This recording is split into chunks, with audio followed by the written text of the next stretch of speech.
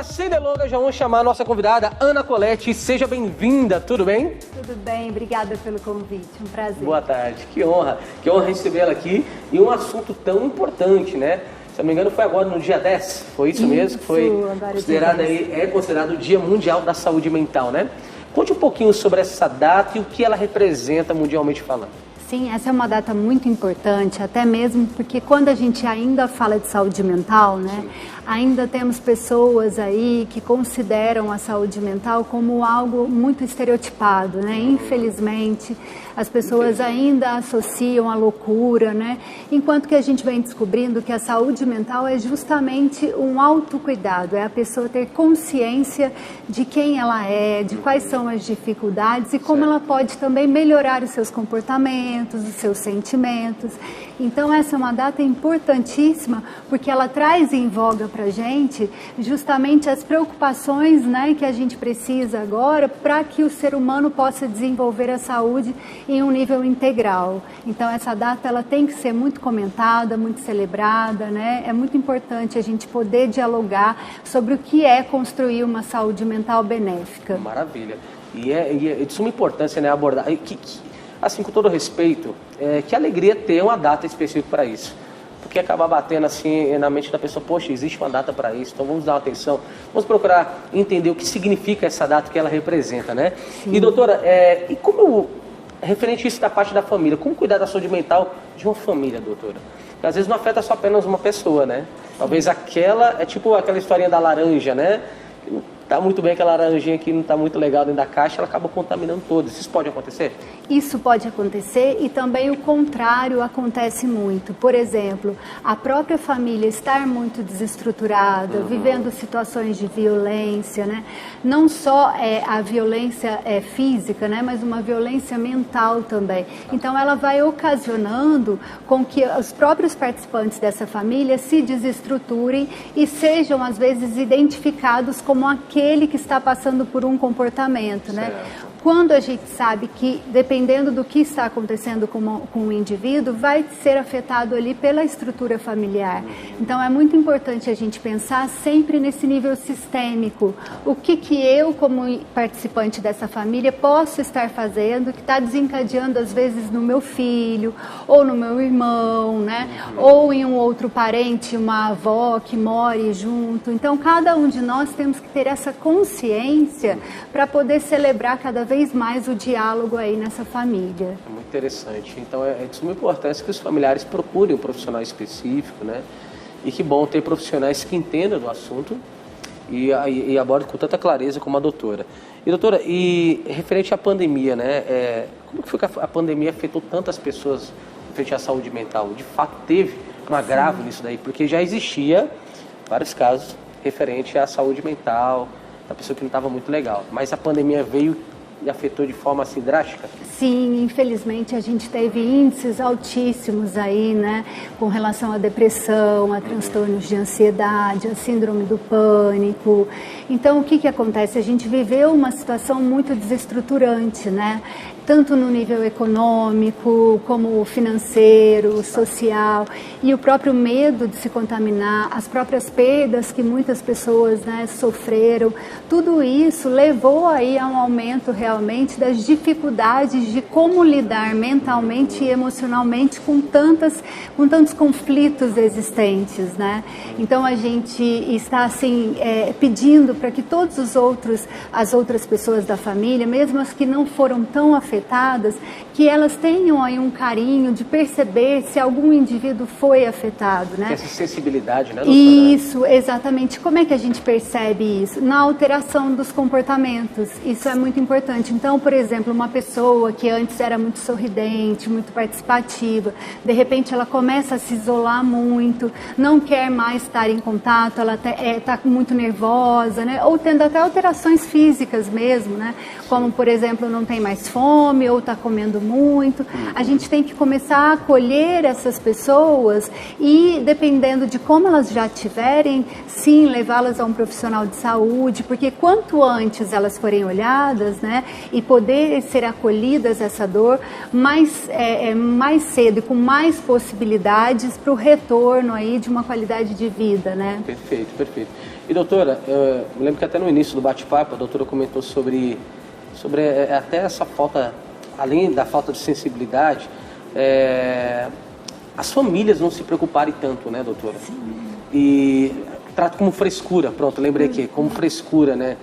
Essa falta de sensibilidade, de cuidado com o próximo, isso, a tendência é piorar, doutora, essa situação, porque eu o fato de ser pastor de jovens, eu cuido de jovens, eu vejo muito isso, infelizmente acontece com os pais. Não, pastor, é frescura, tá lá preso no quarto lá, não entendo nada, tem que vir para a igreja, acaba forçando muito a barra. Aí quando a gente vai conversar com o jovem, o estado dele é crítico, doutora. Sim. Essa falta de sensibilidade dos familiares ou dos próximos, né? Isso também tem afetado muito essas pessoas? Sim, tem afetado muito. Infelizmente, o que a gente vê é um alto índice de individualidade, mesmo se referindo às famílias, né? Então, o que acontece? Às vezes, esse adolescente, desde criança, ele não tem um espaço para dialogar, principalmente esse espaço sentimental. Ele não consegue ali naquela família trazer as emoções dele, né? Então, quando ele fala, tô triste, logo as pessoas já, até por dificuldades que acontecem com elas mesmas. Às vezes o próprio pai, a própria mãe não foi estimulado a se olhar, a olhar suas emoções, né? Então, desde pequeno tendo que trabalhar na vida, né? E uma vida com muita rotina, muitas obrigações, acaba se fechando aí para esse diálogo.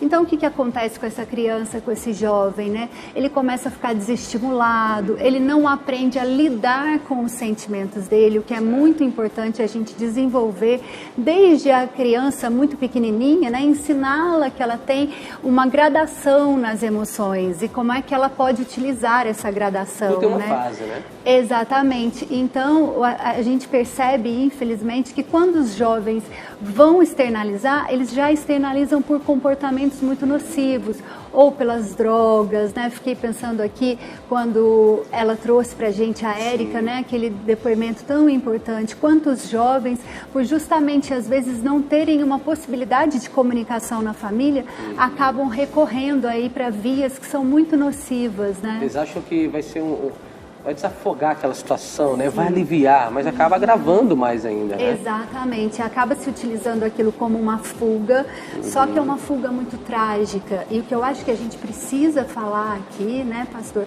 é que justamente são pouquíssimas pessoas que conseguem a recuperação. Então é um caminho, assim, que quando se vai por curiosidade, né, eu costumo dizer, tem tantas outras coisas para se fazer por curiosidade, né? Tantos outros focos que a gente pode levar esse jovem para esse caminho, para que ele possa canalizar essa energia, essa vontade de crescimento para coisas positivas, porque uma vez quando trilhar esse caminho, é claro que a gente vai fazer todo esforço para que ele possa se reconfigurar, mas a gente sabe que é um caminho muito doloroso, e aí não só para ele, foi mas até a luta que ela passou, né? Não foi fácil para ela voltar. Exatamente, né? Para toda essa família que está envolvida, né? Perfeito, muito bem abordado. E doutora, um assunto também que eu quero colocar em pauta aqui, muito interessante, é o avanço da tecnologia. As redes sociais, meu Deus, é incrível. Se não tomar cuidado, o bebê ele já sai da barriga querendo pegar o celular. Já nasce querendo pegar o aparelho ali, se conectar, querendo ter um perfil nas redes sociais.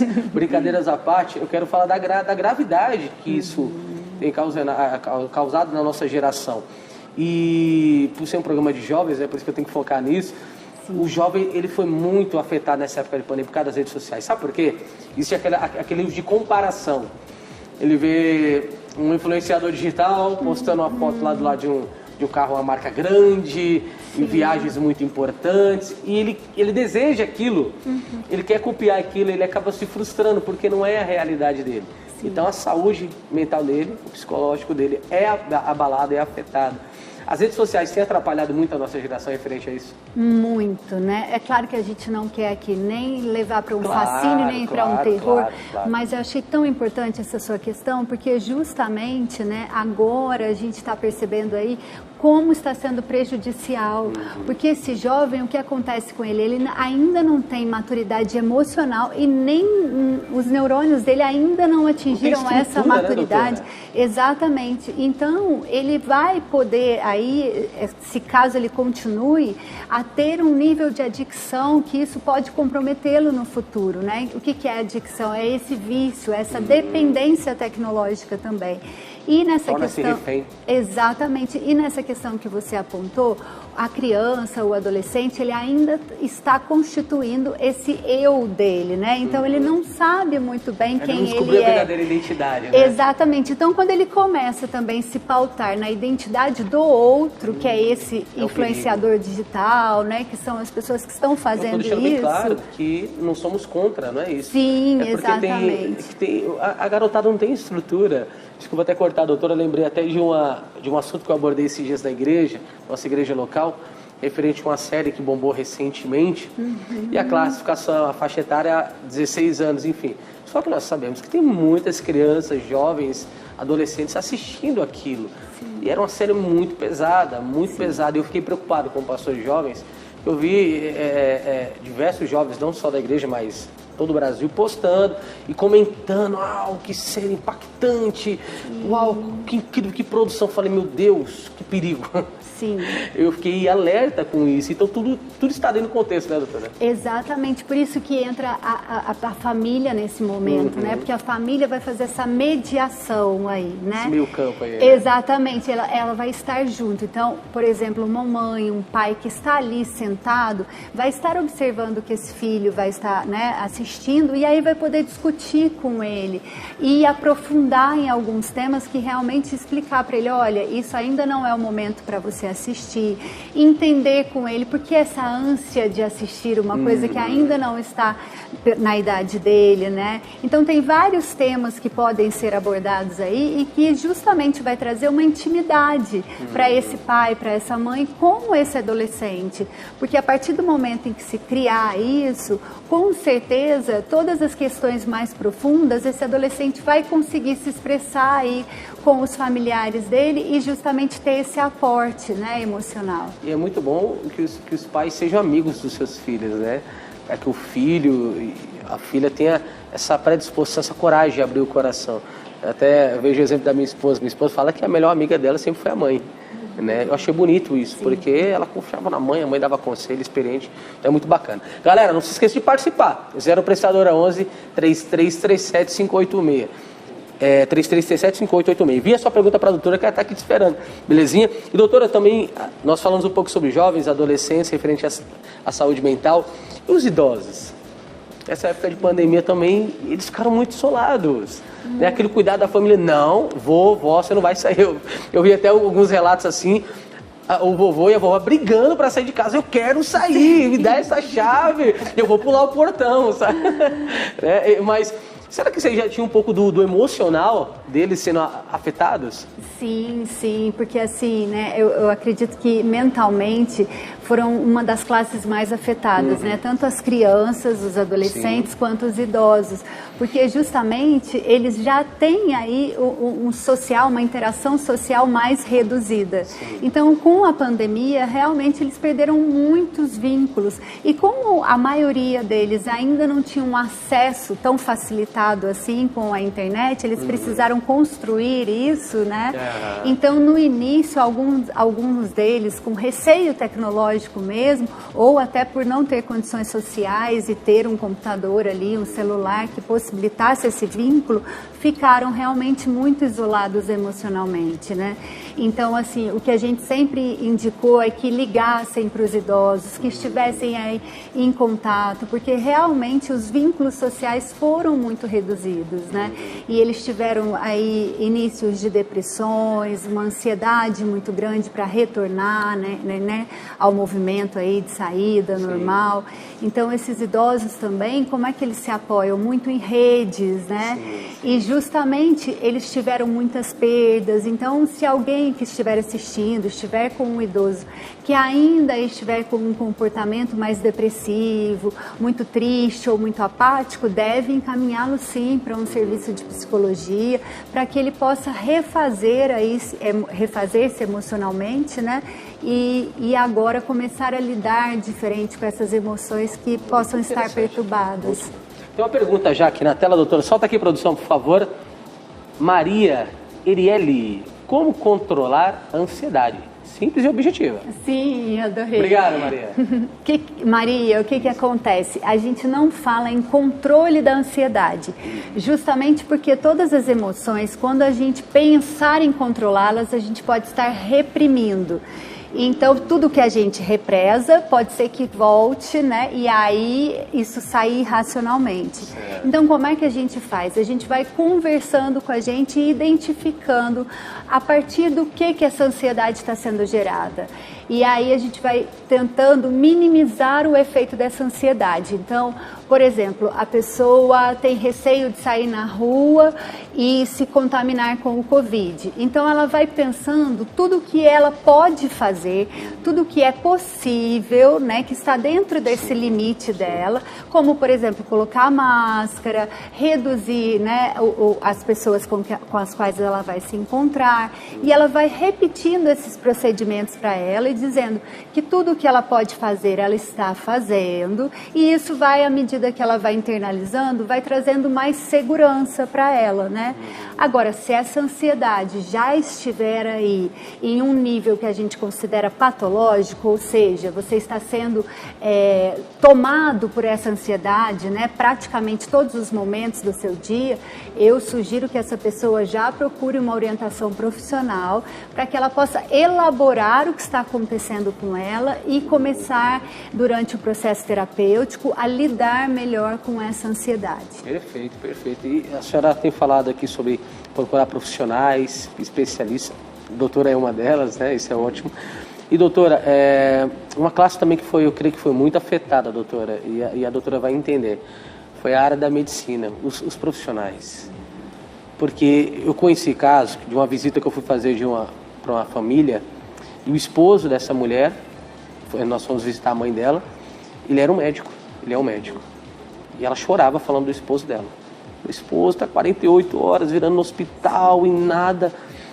Ele é um profissional da área da saúde, né? Qual que é a principal dica que a senhora deixa no ar para essas pessoas que foram extremamente alcançadas por essa situação tão delicada e a saúde dela mental? O que ela precisa fazer para que ela não caia em um vício aí rotineiro que vai levar ela para o fundo do poço? Então, primeira coisa sempre a se fazer é reconhecer como estão os nossos sentimentos. Porque na maioria das vezes, né, a gente foi meio que educado a dizer: como é que você tá? Tô ótimo, tá tudo bem. Então a gente quase não entra em contato com essas dificuldades emocionais. Então a gente precisa começar a se conhecer e respeitar os nossos limites. Ou seja, se eu começar a ver que todos os dias eu estou muito irritada, que eu já não tenho muita paciência, ou, né, que eu estou muito agressivo, o que eu preciso começar a fazer? Procurar uma ajuda profissional para justamente tentar lidar com as emoções de outra maneira. Então é o que eu sempre falo. Se a gente partir do princípio de que está sempre tudo bem, a gente não dá possibilidades até para que a gente possa crescer como pessoa. Porque a tristeza, ela vem, de alguma maneira, comunicar para a gente que algo não está bem, né? Que a gente precisa se transformar em algumas partes nossas. Então, se a gente não escuta esses comunicados que a nossa mente, que as nossas emoções estão dando, lá na frente a gente vai acabar pagando um preço alto por isso, poderia né? ter sido evitado, né? Exatamente. Então, o modo de se evitar é conversando mesmo, tendo uma pessoa com quem a gente pode se abrir, dizer: olha, eu estou me sentindo mais triste, eu não estou com vontade de conversar com ninguém, para que a gente possa entender o que aconteceu conosco, que a gente não está conseguindo acessar os nossos recursos mais positivos. Perfeito, maravilha. Mais uma pergunta pelo WhatsApp, Ana Cristina Pires. Gostaria de saber como se livrar de pensamentos tóxicos. É isso aí. Deus abençoe, Ana.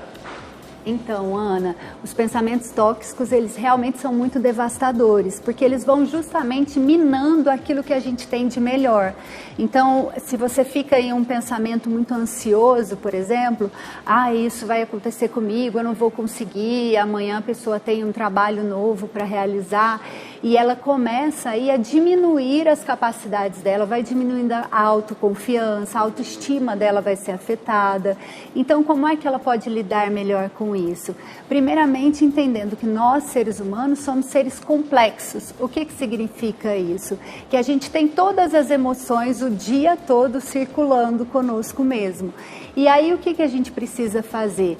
Tentar entender por que essas emoções que são mais aí tidas como negativas estão ganhando das nossas emoções aí que estão mais ligadas à nossa razão. Então, por exemplo, vem um pensamento tóxico, eu não devo conversar com aquela pessoa porque ela tem inveja de mim, por exemplo, né? Às vezes as pessoas ficam com esse tipo de pensamento. Então, você na mesma hora se questiona, mas por que eu estou tendo esse pensamento? Será que eu não posso dar uma chance, tentar entender aquela outra pessoa, né? Será que realmente aquela outra pessoa é assim? Ou é o meu jeito de olhar para as pessoas que pode estar já muito negativo? E aí a pessoa começa a se perguntar, será que eu não confio nas pessoas? Eu tenho dificuldade de amar, por exemplo? Porque se os pensamentos tóxicos estão aí, né, devastando essa mente, provavelmente essa pessoa teve muita dificuldade na infância, né?